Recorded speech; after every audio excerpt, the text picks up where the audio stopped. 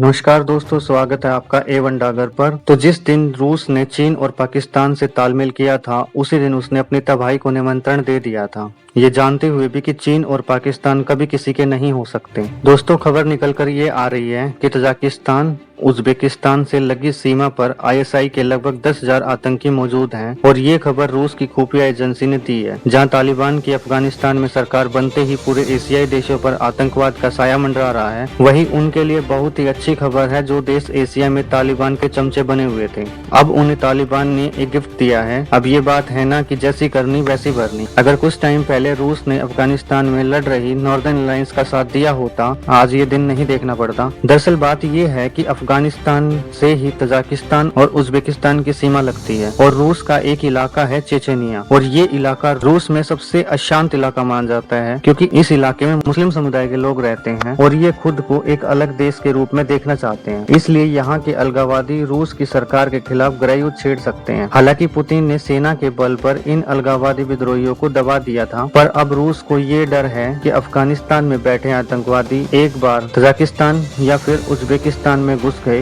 तो उनके लिए रूस में जाना बिल्कुल भी मुश्किल नहीं होगा। इसलिए रूस तजाकिस्तान से लगी अफगानिस्तान की सीमा पर भारी संख्या में टैंकों की तैनाती करने जा रहा है और यहाँ पर सैनिकों की संख्या बढ़ाने जा रहा है। बात यह है कि तजाकिस्तान और अफगानिस्तान की जो सीमा है वो सारा पहाड़ी इलाका है और ऐसे इलाके में निगरानी रखना बहुत ही मुश्किल हो जाता है। इसलिए रूस इस सीमा पर जितने भी पुराने टैंक है उनको हटाकर अपने नए T-14 टैंक, जो कि इस समय दुनिया के बेहतरीन टैंक हैं, उनको लगा रहा है और जो भी पुराना युद्ध का सामान है उसे भी बदलने जा रहा है। इसके पीछे का एक और बड़ा कारण बताया जा रहा है और वो है आने वाले समय में तालिबान और तजाकिस्तान का युद्ध, क्योंकि तजाकिस्तान ने तालिबान के साथ युद्ध लड़ रहे नॉर्दर्न अलायंस की बहुत ज्यादा मदद की है और अब भी मदद कर रहा है, जिसमें युद्ध के लिए जरूरी सामान भी शामिल है। और दोस्तों, आपको बता दूं कि पूरी दुनिया में इस टाइम पर तजाकिस्तान ही तालिबान के खिलाफ खुलकर सामने आ रखा है और पंजशीर के लड़ाकों की खुलकर मदद कर रहा है।